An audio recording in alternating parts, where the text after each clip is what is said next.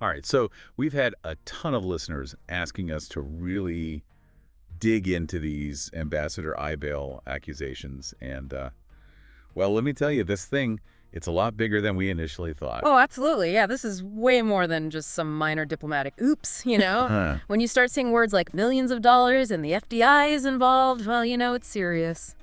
No kidding. So for those who maybe haven't been glued to this story, can you remind us who Adonia Ayebare and why should we care about these charges against him? Right, so Ibail, he's been Uganda's permanent representative to the United Nations, basically, their main diplomat on the world stage, so it's not like some low-level position. Right, this isn't just representing Uganda at like a fruit basket convention or something. This is the UN, big leagues. Exactly, and that's why these accusations are so huge. It's not just one guy. It kind of throws a shadow over Uganda itself, you know what I mean? For sure. So, cut to the chase. What's he actually accused of doing? Okay, so the big ones, the really serious stuff. We're talking money laundering, using these things called shell companies to move massive amounts of money internationally. Shell companies. Okay, What? so that sounds shady, but break it down for us. What exactly is a shell company? I'm picturing like a literal seashell with cash stuffed inside. Well, not quite that literal, but I get your point. Basically, imagine a company that's just a front, a disguise, right? It exists on paper, but it doesn't actually devo anything. It's just there to hide who's really in control of the money. So like a secret bank account, but for companies to make the money trail harder to follow. You got it. And the allegations are that IBEL was using these shell companies to move around millions and millions of dollars. Okay, so we're talking serious money here. But where did it come from? It's not like you won the lottery, right? Well, that's what investigators are trying to figure out. But the sources we're looking at, they suggest that at least some of this money could be linked to Ugandan government contracts. Wait, so like money that was supposed to be used for, I don't know, building schools or roads in Uganda maybe ended up in his pocket. It's way too early to say for sure, but that's the implication, that some of these funds might have been siphoned off from money intended for the Ugandan people. And this might go even deeper than just Ambassador Ayebare, Yeah. right? Like, this could point to a much bigger problem. That's exactly what some sources are claiming. They're saying that this whole thing might be a symptom of a larger pattern within Uganda's government, a culture where being loyal is more important than, being good at your job. Okay, hold on. We need to unpack that because that is wild. Aren't ambassadors supposed to represent the best interests of their country? How does that even work if loyalty trumps competence? It's a really good question, and it gets to the heart of how power works in Uganda. To understand this, we need to talk about Yoweri Museveni. He's been the president of Uganda for a long time. Like a long time. I was reading, he's been in charge for almost 40 years, right? Yeah, you're right, almost 40 years. He leads this group called the National Resistance Movement, the NRM. And, the sources we're looking at suggest that being loyal to Museveni and the NRM is basically the most important thing if you want to climb the ranks in Ugandan politics. So it's like, scratch my back, I'll scratch yours, but on a global scale. It's more like, stay loyal to Museveni and the NRM, and you'll be rewarded, even if you might not be, shall we say, the most qualified person for the job. And this loyalty thing, it ties directly into Ayebare. Yeah. Right? This isn't just some general observation about Uganda. There's a direct link. Right, because the allegation is that Museveni personally handpicks ambassadors like Ayebare. So if that's true, it's a huge conflict of interest, Imagine owing your entire career to one guy. Would you be willing to risk it all to call him out, even if you thought something shady was going on? That's a tough position to be in, no doubt. Yeah. And it really makes you think about that line we came across, the one about how in Uganda, under Museveni, corruption isn't just, like, tolerated, it's practically encouraged. Yeah, that quote was pretty chilling. It stuck with me too. It really does make you think about the bigger picture here and how this might not just be about one ambassador and some missing money, but a much deeper issue about the abuse of power. Absolutely, and what that ultimately means for the people of Uganda who are being, potentially cheated out of resources and good governance. But we have to remember, right here, right now, these are still just allegations. Right, that's crucial. But the mere fact that the FBI is involved tells you this isn't just some small-time thing. Someone is taking this seriously. Okay, so let's talk about that, because the FBI getting involved, that's a whole other level. Why is that such a big deal?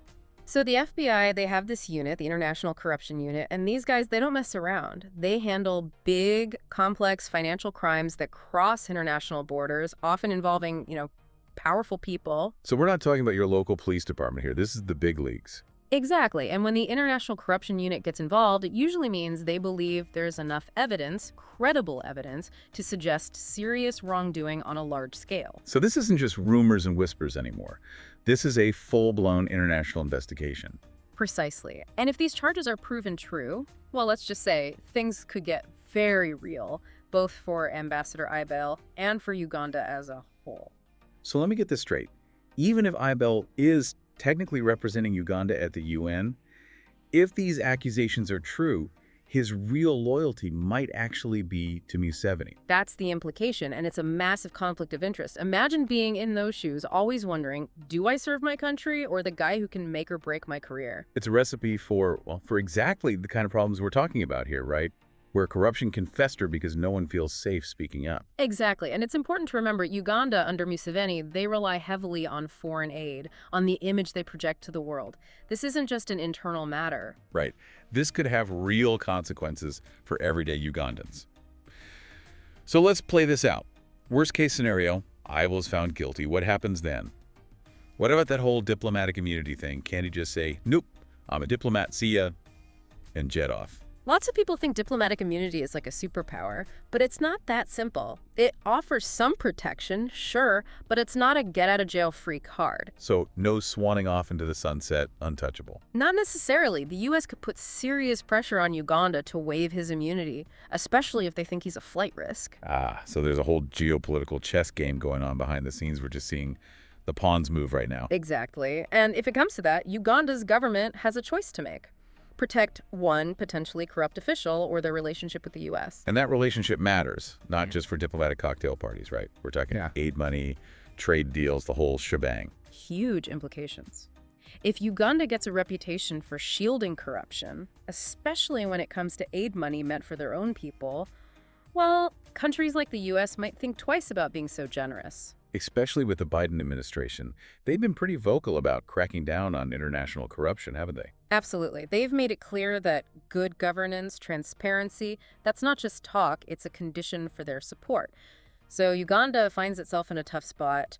Their actions now have much bigger consequences. It's all making me think of that line from one of the articles we read about how, under Museveni, corruption isn't just tolerated, it's practically become part of the system. You're right. It's that whole encouraged, not just tolerated quote that really gets to me. Because it suggests this isn't just a few bad apples, it's like the whole orchard might be infected. And it raises the stakes for everyone, right? It's not just about whether one ambassador faces justice, it's about whether a system designed to benefit a select few can survive international scrutiny. And frankly, it makes you question everything. You know, if this is happening at such a high level, what else might be going on that we don't know about? Right. It's like that saying, if you see a cockroach in your kitchen. There's probably a whole lot more you don't see. Exactly. And in this case, that's a chilling thought. Very chilling. And it brings us to the big question, and maybe this is naive, but even if everything we're discussing is proven true, will anything really change? Museveni's been in power for decades. Will he even flinch? That, my friend, is the million-dollar question, isn't it? Museveni has weathered storms before. He's a master of holding onto power. And let's be realistic, proving these kinds of financial crimes, especially when you're dealing with international shell companies and governments that might not be eager to help. It's not going to be easy, to put it mildly. Understatement. And even if Ayebare is found guilty, even if the money trail leads back to Uganda, will it be enough to dislodge a system that's been entrenched for so long? I wish I had a crystal ball for that one. Yeah. I guess we'll just have to wait and see how this plays out.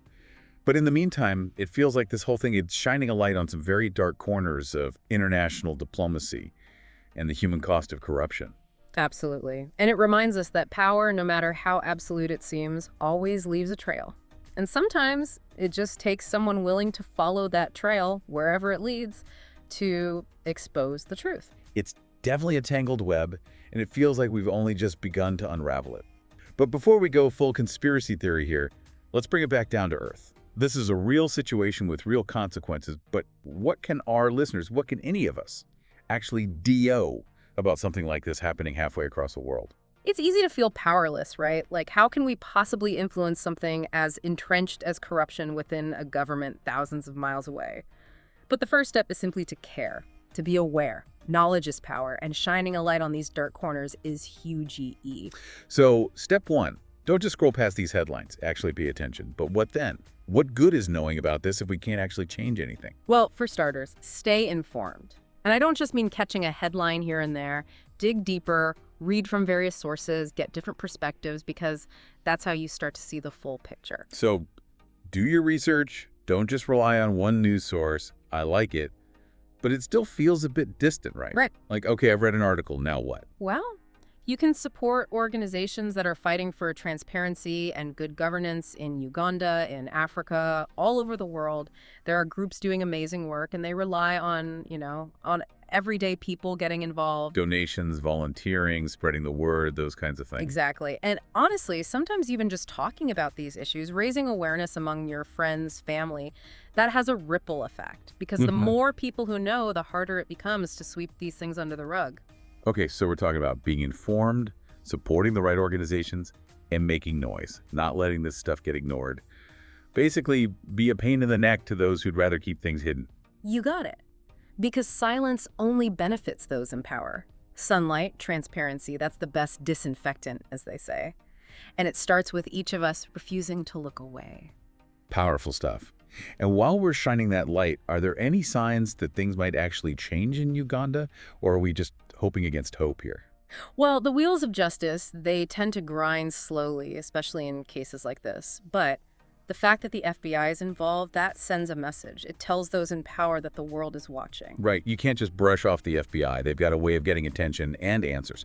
But will it be enough? Will we see real accountability, real change? I guess only time will tell. Well, only time will tell. But what I do know is this. Every time someone speaks truth to power, every time we demand better from our leaders, every time we refuse to be silenced, we inch a little bit closer to that more just and equitable world. And on that note of cautious optimism, I want to thank you for taking this deep dive with us, for guiding us through this incredibly complex and, frankly, disturbing situation. The pleasure was all mine. And for our listeners, remember, knowledge is power, so keep asking those tough questions, keep digging for the truth, and never underestimate the power of raising your voice. We'll be keeping a close eye on this story as it develops, and we'll be sure to keep you updated. Until then, stay curious, stay informed, and most importantly, stay engaged. Because the fight for a better world, it starts with each and every one of us.